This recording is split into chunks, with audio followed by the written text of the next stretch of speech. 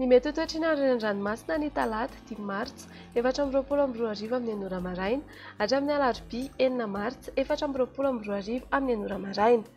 Tombanana ho mafy ny fitsiokan'ny rivotra any amin'ny morontsiraka avaratra andrefana afovoany atsinanana ary atsimo atsinanana anio 4 martsa 2024 noho ny fandalovan'ny ilay fatrandro ratsy ao avaratra andrefan'i Madagasikara sy noho ny fisian'ny rahombaratra ao atsinanan'ny nosy.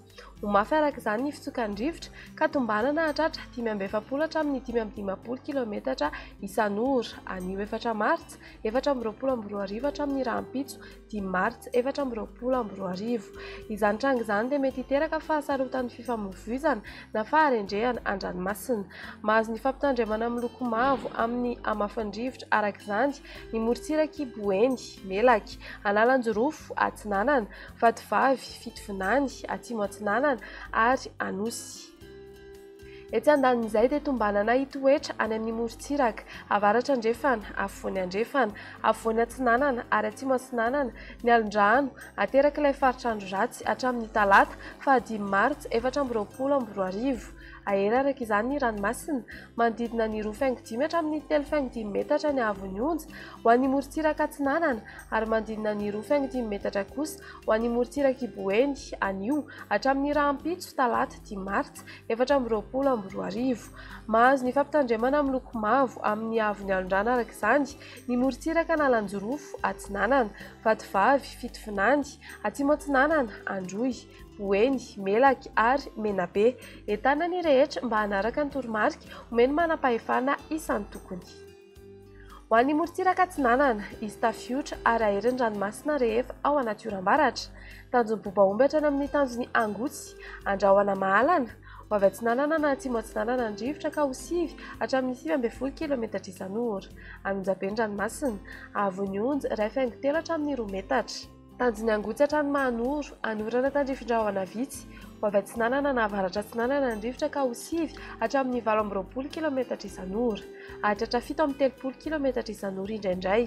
Anonjaben'ny ranomasina, havon'ny onja 2 metatra. Mahanoratra ny taolan'ny aro, anorana matevina indraindray.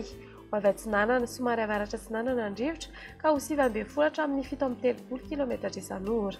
Anonjabena ahery ny ranomasina, havon'ny onja 2 hatramin'ny 2.5 metatra isan'andrano avy Atsinanana. Taolan'ny aro hatrany amin'ny tanjon'ny Vohimena, Andrahoana mitsitokotokona ibalikan'ny masoandro.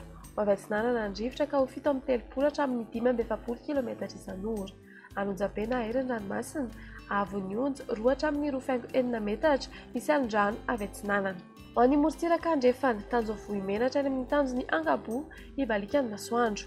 Io vaovao fitsiokan'ny rivotra ka ho 7 hatramin'ny 8.0 km isan'ora. Adiny mpanonjana anonjaben'ny ranomasina, havon'ny onja 2 hatramin'ny 2.5 metatra. Tanjon'ny Angabo hatrany amin'ny tanjon'ny Vilanandro, anorana tandrifin-drahona mety atevina indraindray. Ho avy avaratra ny rivotra ka ho 8.20 hatramin'ny 5.70 km isan'ora. Anonjaben'ny ranomasina, havon'ny onja andinina ny 2.5 hatramin'ny 2 metatra. Tanjon'ny Vilanandro hatrany Analalava, anoram-baratra. Ho avy avaratra amin'ny ankapobeny rivotra ka ho 8.20 hatramin'ny 5.70 km isan'ora. Anonjaben'ny ranomasina, ahery indraindray. Havon'ny onja 2 hatramin'ny 2 metatra, hatratra 2.4 metatra ao anaty oram-baratra.